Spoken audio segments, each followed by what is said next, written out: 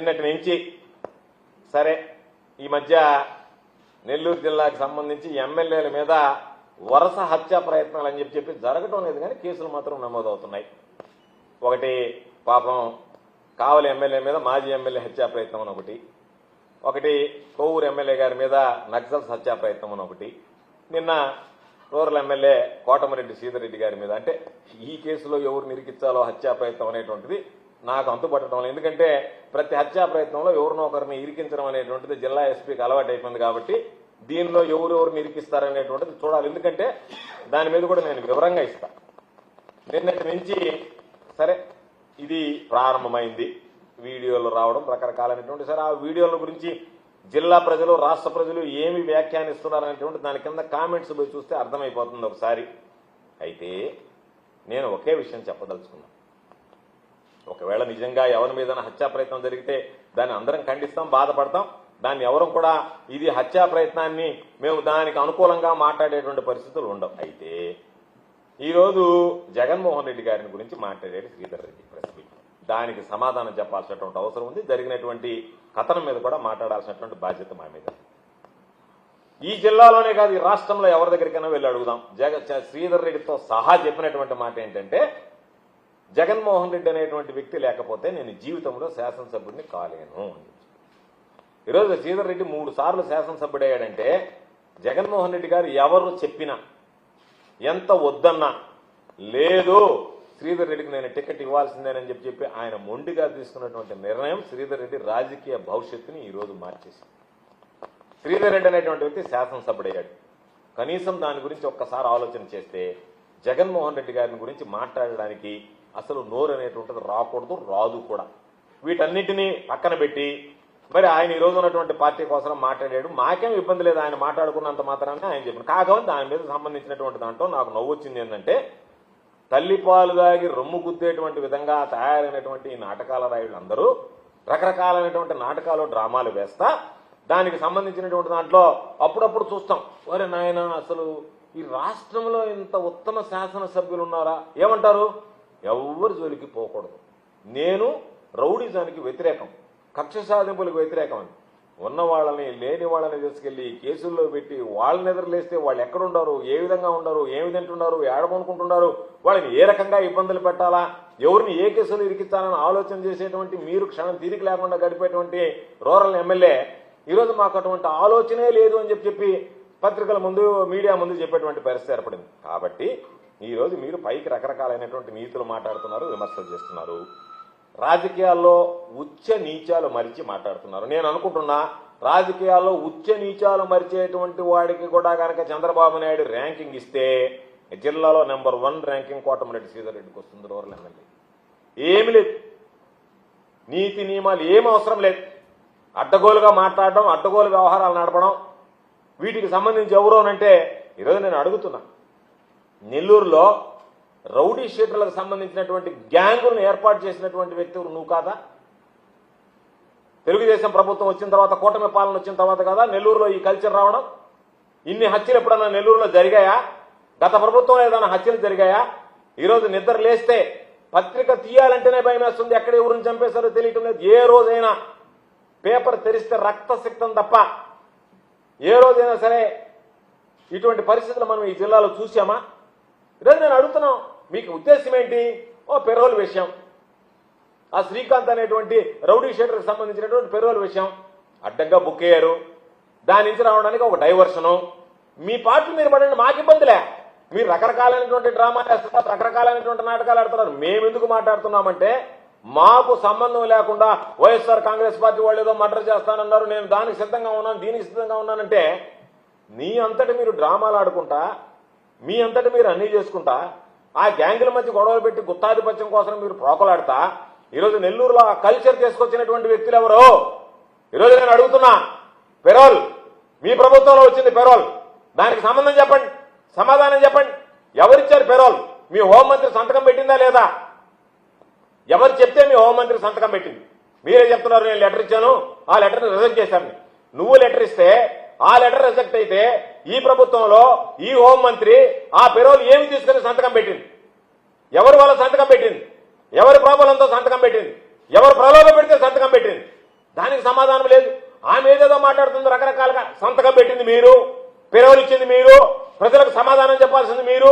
దానికి సంబంధించి అడ్డంగా బుక్ అయ్యి అడ్డంగా దొరికి దాని నుంచి తప్పించుకోవడానికి రకరకాలైనటువంటి మాటలు మాట్లాడతా దాని మీద మరలా ఈరోజు కొత్త డ్రామా తీసుకొచ్చి ఆ కొత్త డ్రామాలో సంబంధం లేనటువంటి వ్యక్తులు, సంబంధం లేనటువంటి పార్టీలు జగన్మోహన్ రెడ్డి గారిని దూషిస్తా వైఎస్ఆర్ కాంగ్రెస్ పార్టీ పాత్ర ఉందని మాట్లాడడం అనేటువంటిది ఎంత సిగ్గు చేయడనేటువంటి విషయం ఒకసారి ఆలోచన చేయండి. ఈరోజు మేము మాట్లాడుతున్నాం. బాబు ఒకసారి ఆన్ చేయి, ఆ వీడియో ఉన్నటువంటి వాళ్ళు ఒకసారి చూపిస్తాం మీకు. ఆ ఫోటోలన్నీ చూడండి. వాళ్ళందరూ కోటమిరెడ్డి శిష్యులా కాదా, మీతో అంటకాగినటువంటి వ్యక్తులా కాదా? ఒకసారి చూపించండి ఆ ఫోటోలు. వాళ్ళ పేర్లు వినీత్, జగదీష్, మహేష్ అని చెప్పి వచ్చాయి. వాళ్ళందరూ ఫోటోలు చూపించండి. వాళ్ళెవరు, వాళ్ళు ఎవరితో సంబంధం ఉంది, వాళ్ళందరూ ఎవరితో అంటకాగారు, ఎవరి దగ్గర తిరిగారు, ఇవన్నీ సాక్ష్యాలు కదా. వాళ్ళంతా మీతో తిరిగినటువంటి వ్యక్తులు కదా. ఈరోజు మీరేదో మా మీద హత్యా ప్రయత్నం జరిగిందని మీరు మాట్లాడుతున్నారో ఆ వ్యక్తులందరూ ఎవరితో తిరిగారు, ఎవరితో అంటకాగారు, ఎవరి ఆదేశాల మీద వాళ్ళు రౌడీలుగా విచ్చలవిడిగా చెలరేగిపోయారు ఈ రాష్ట్రంలో, ఈ జిల్లాలో.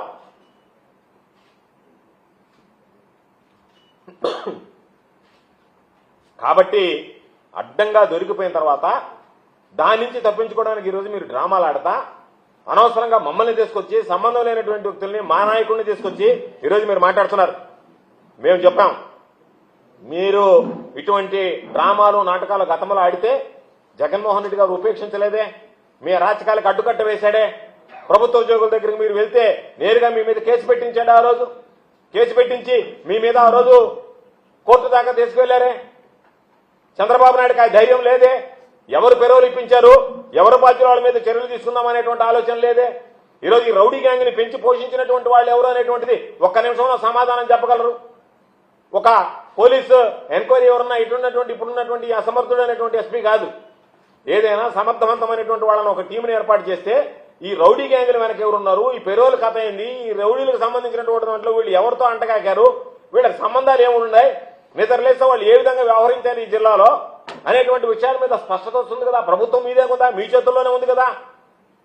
వాటన్నిటిని పక్కన పెట్టి మీరు చేసినటువంటి, మీ పార్టీలో చేసినటువంటి వాళ్ళని తప్పుల్ని పక్కన పెట్టి సంబంధం లేనటువంటి వ్యక్తుల గురించి, మా పార్టీల గురించి మాట్లాడడం అనేటువంటిది ఎంత ప్రజలు చేసడించుకుంటారు, ప్రజలు ఎంత చీకొడతారనేటువంటి విషయం కూడా లేదు. అందుకనే మేమున్నప్పుడు ఇటువంటి పరిపాలన లేదు. శ్రీధర్ రెడ్డి లాంటి వ్యక్తి ఒక ప్రభుత్వ ఉద్యోగం మీదకి పోతే ఆ రోజు జగన్మోహన్ రెడ్డి గారు విచారణ జరపమన్నాడు. డీజీపీకి చెప్పాడు. డీజీపీ ఆయన ఢిల్లీకి వెళ్తూ డీజీపీని నేను సాయంకాలం వచ్చే లోపల విచారణ పూర్తి చేసి నాకు చెప్పండి అన్నాడు. విచారణ పూర్తి చేసి ప్రభుత్వ ఉద్యోగం మీద శ్రీధర్ రెడ్డిపై దాడి చేసింది వాస్తవం అని చెప్పిన తర్వాత వెంటనే కేసు బుక్ చేసి అరెస్ట్ చేయండి అన్నాడు. కేసు బుక్ చేసి ఆ రోజు ఎస్పీకి ఇచ్చారు, అరెస్ట్ చేశారు. ఆ రోజు అటువంటి పరిస్థితులు జరిగాయి. తర్వాత మీరు బాధపడ్డారు. ఏమని, నన్నే అరెస్ట్ చేశాడు కాబట్టి జగన్మోహన్ రెడ్డి గారు ఈ పార్టీ నుంచి నేను వదిలి వెళ్ళిపోతానని చెప్పి. దానికి జగన్మోహన్ రెడ్డి గారు ఎవరైనా భయపడలేదే, బాధపడలేదే. చట్టం ముందు అందరూ సమానమేనని వ్యవహరించాడు తప్ప ఈ రోజు చంద్రబాబు నాయుడు లాగా నా పార్టీలో ఉంటే ఒక ఎత్తు, నా పార్టీలో లేకపోతే మరొక ఎత్తు అని చెప్పి ఏ రోజున్నా వ్యవహరించాడా? అటువంటి పరిస్థితి లేదే. అటువంటి జగన్మోహన్ రెడ్డి గారి గురించి మీరు మాట్లాడేటువంటి హక్కు, అర్హత మీకు ఎక్కడుంది అని చెప్పి నేను అడుగుతున్నాను. వీటికి సమాధానం చెప్పాల్సినటువంటి అవసరం మీకు లేదా అని చెప్పి నేను అడుగుతున్నాను. ఎన్ని దారుణాలు జరుగుతున్నాయి ఈరోజు నెల్లూరులో, ఏ విధంగా ఉంది అసలు ఎమ్మెల్యేల ఇన్వాల్వ్మెంట్ అనేటువంటిది ఎంత అసహ్యంగా ఉంది. ఈరోజు చూస్తే ప్రతి దాంట్లో మీరు ఇన్వాల్వ్ అయ్యేది, ఎక్కడ లేనటువంటి అక్రమాలకు పాల్పడేది, దొంగ కేసులు పెట్టేది, ఆ దొంగ కేసుల్లో వైఎస్ఆర్ కాంగ్రెస్ పార్టీ వాళ్ళని ఇరికించేది. ఇదే కదా మీ పని. తప్పులు చేసేది మీరు, పాపం శిక్షేమో వైఎస్ఆర్ కాంగ్రెస్ పార్టీకి సంబంధించినటువంటి నాయకులను ఈరోజు ఇరికించి వాళ్ళ మీద వరుసగా సంబంధం లేనటువంటి వ్యక్తులు, లేనటువంటి వాళ్ళందరి మీద ఎవరైతే మీకు కక్షలు, బొబ్బల శ్రీనివాస్ యాదవ్ వెళ్ళిపోవాలా, ప్రభాకర్ వెళ్ళిపోవాలి, ఎన్నిసార్లు జైలుకి పోయి వస్తున్నా మరలా వాళ్ళ మీద కేసులు పెట్టి మరలా మీడియా ముందు మాత్రం కక్ష సాధింపులకు నేను వ్యతిరేకం, దయచేసి ఎవరు కక్ష సాధింపులకు పాల్పడవద్దు అని చెప్పి చంద్రబాబు నాయుడు చెప్పినట్టుగా నువ్వు చెప్తున్నావు నెల్లూరు. కాబట్టి ఈరోజు మీరు ప్రభుత్వ సిబ్బందిని కొడుతున్నారు, ప్రజల్ని అనేక రకాలుగా వేధిస్తున్నారు, కబ్జాలు చేస్తున్నారు, దౌర్జన్యాలు చేస్తున్నారు, ఇబ్బంది పెడుతున్నారు. ఇవన్నీ చూసి కూడా కనీసం చంద్రబాబు నాయుడు లాంటి వ్యక్తి చర్యలు తీసుకోవడానికి వెనకాడుతున్నాడు, భయపడుతున్నాడు. అందువల్లనే ఈరోజు పరిపాలనలో పెంచి మీరిపోయి ప్రజల పాపం ఈరోజు అసలు శాంతి భద్రతలు అనేటువంటి ఉన్నాయా అనేటువంటి పరిస్థితులు ఉన్నాయి. కాబట్టి ప్రజలే ఇటువంటి ఆకులందరినీ వేరేస్తాడనేటువంటి విషయాన్ని గుర్తుంచుకోండి. పోలీసు వైఫల్యం చెందింది, ఈరోజు ప్రజల బాధ్యత తీసుకునేటువంటి పరిస్థితి ఏర్పడింది. ఈరోజు ప్రజల్లో చర్చ ప్రారంభమైంది. ఎన్నడూ లేనటువంటి ప్రశాంతంగా ఉండేటువంటి ఈ జిల్లాలో ఇటువంటి పరిస్థితులు తలెత్తున్నాయి. ఇటువంటి పరిస్థితులను మనం కానీ ఉపేక్షిస్తే రాబోయేటువంటి రోజుల్లో మన మాన ప్రాణాలకు కూడా రక్షణ లేకుండా పోయేటువంటి పరిస్థితి ఏర్పడుతుందని చెప్పి ప్రజల్లో చర్చ ఏర్పడింది. ప్రజల్లో ఇటువంటి ఆకులన్నింటిని కూడా ఏరివేసేటువంటి పరిస్థితి ఏర్పడింది. కాబట్టి నేను మరలా చెప్పేది, ఎస్పీ అనేటువంటి వాడు అసమర్థుడు.